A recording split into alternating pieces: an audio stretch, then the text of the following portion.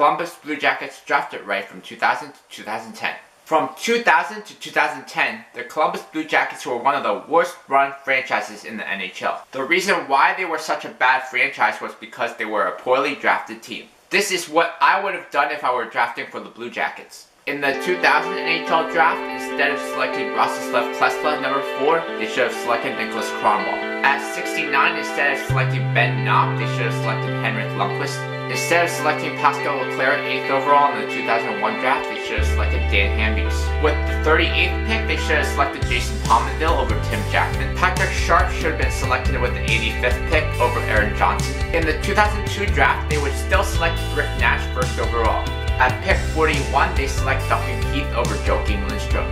In the 2003 draft, instead of Nikolay Zherdev 4th overall, they should have selected Parise. With the 46th pick, they should have selected Shea over Fritsche. In the 2004 draft, they should have selected Alexandre Radulov over Alexandre Picard, as he's still the best player available at the spot.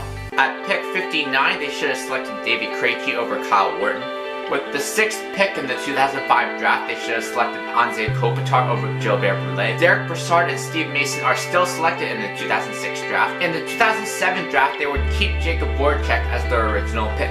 PK Subban is selected at pick 37 over Stefan Ligon. Jamie Benn is selected at pick 68 over Jake Hansen. Instead of selecting Nikita Filatov 6th overall in the 2008 draft, they should have selected Tyler Myers. Derek Steffen is taken at pick 37 over Cody Golubev. The first and second round picks in 2009 were traded away, so I couldn't really do anything here.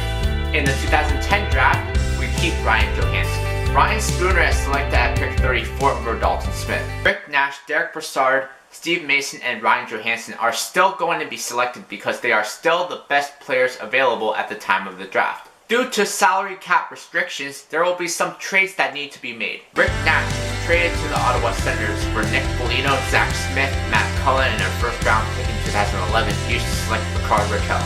David Krejci is traded to the Phoenix Coyotes for Kyle Turris. Alexandre Radulov will eventually leave to go to the KHL, so you have to assume that he leaves. Tyler Myers is traded to the Colorado Avalanche for a first round pick in 2012. Like Phil Forsberg. The Blue Jackets are not trading for Jeff Carter, which means they keep Voracek and the picks they gave up for him, which were Jacques Couturier and Nick Cousins. Patrick Sharp is traded to the Chicago Blackhawks for Troy Brouwer and a first round pick in 2011, used to select John Gibson. Niklas Kronwall is traded to the Detroit Red Wings for a second round pick in 2011, used to select Vincent Trocheck, and a fourth round pick in 2012, used to select Jacob Slavin. Hamhuis is traded to the Buffalo Sabres for Andrei Sekera and a third round pick in 2012, used to select Shea. This is how the Columbus Blue Jackets lineup looks like at the beginning of the 2011-12 season. First line is Parise, Kopitar, Voracek. Second line, Jamie Benn, Kyle Turris, Jason Pominville. Third line, Nick Foligno, Derek Steffen, Mikhail Bodker. Fourth line, Zach Smith, Matt Cullen, Troy Brouwer. First defensive pair is Duncan and Shea. Second defensive pair is PK Subban and Anton Strawman. Third defensive pair is Chris Russell and Andrei Sekera. Goaltenders are Henrik Lundqvist and Steve Mason. By the way, the Blue Jackets still have Ryan Johansen, Vincent Trocheck, Phil Forsberg, Shane Gostisbehere, and John Gibson in the system. If the Blue Jackets had this team, they could have been a legit dynasty. Next, what if the Phoenix Coyotes drafted right from 2000 to 2010?